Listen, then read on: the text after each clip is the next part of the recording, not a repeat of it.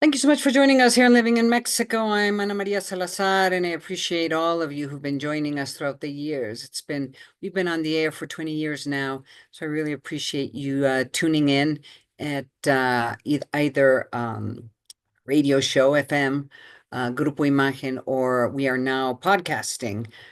So I really appreciate you joining us either live when we stream live, or you can see these interviews after we broadcast them. So follow me on Twitter, my X account, which is at AM Salazar, or we also have another account for the show, which is at Mexico Daily.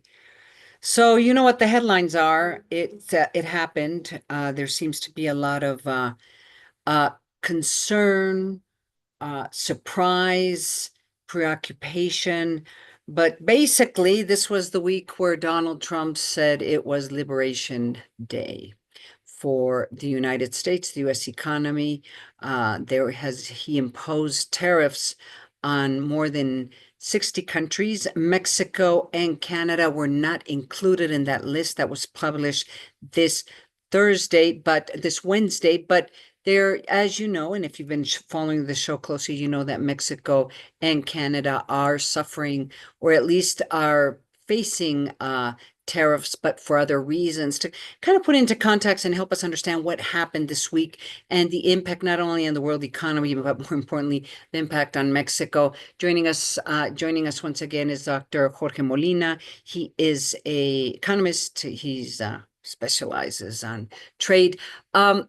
Welcome to the show. Were you surprised regarding the announcements made by President Donald Trump this week? First of all, thanks once again for the very, very kind invitation.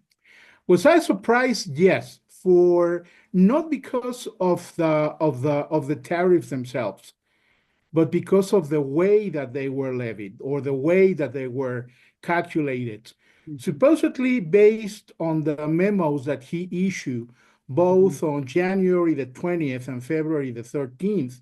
He was going to use all of these data in order to come up with some strategic or tailor-made tariff for each one of the different countries that the United States has normal trade relations. Now, we have to say that last year, there were 233 countries and territories that the U.S. Had trade with. So it was not expected that all of them were going to be slapped with a tariff.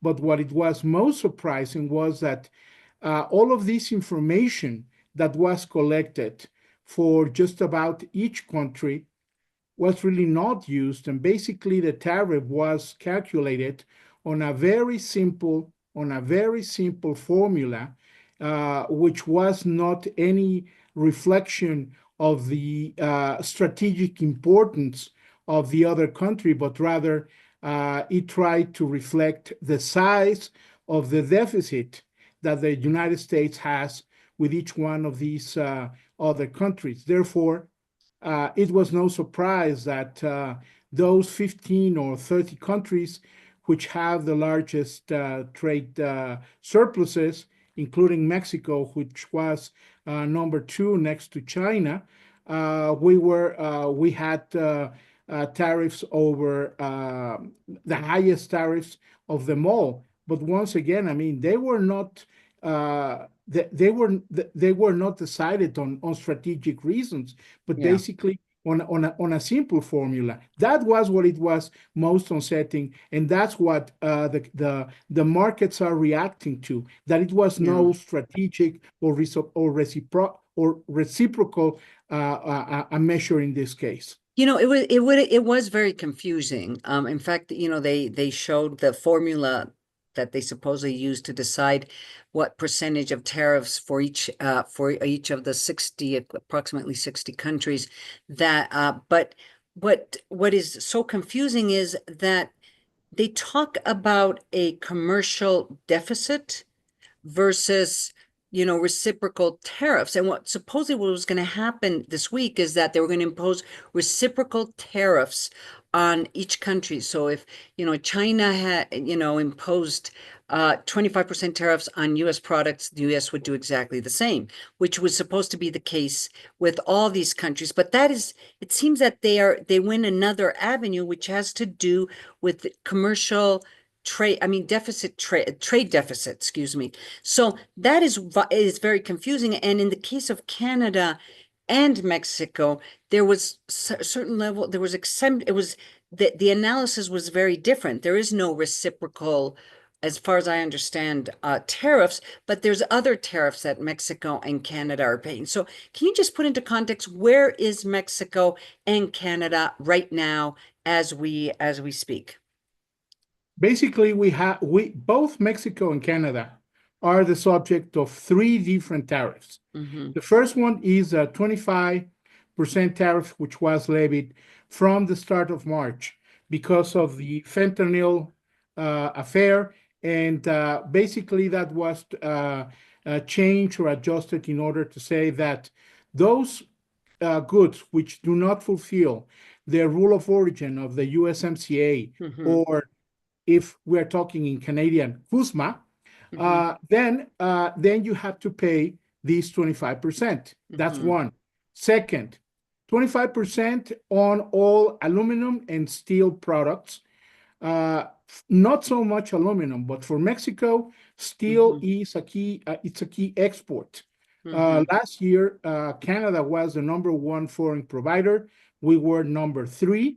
Number two was Brazil.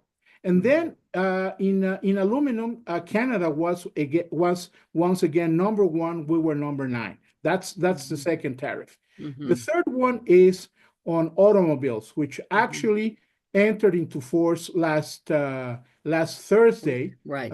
Thursday the 3rd, which means that for every finished car that it's produced outside of the United States, there's going to be a 25% tax on it.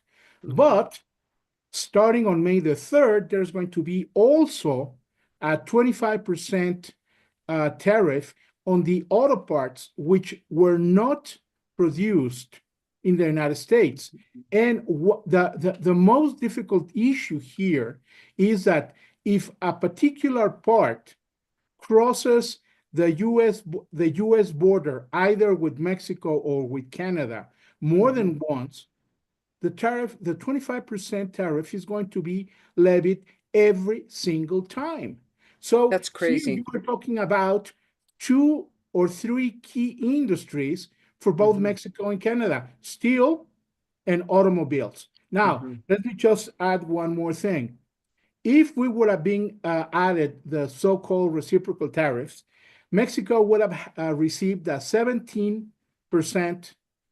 tariff.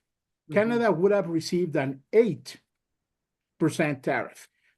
So by keeping the 25% tariff on because of fentanyl, I still don't know that we are so much better off as some people argue. That's my point. Yeah, no, that's a really important point, because we also need to underline that, the United States is Mexico's number one trading partner, and Mexico has been one of the United States' most important trading partners. So you would assume that in terms of trying to avoid impact on your consumers, the United States would have probably been a little bit more careful in terms of where and what products would receive tariffs. So, I mean, I do think that Mexico has a much more possibilities of negotiating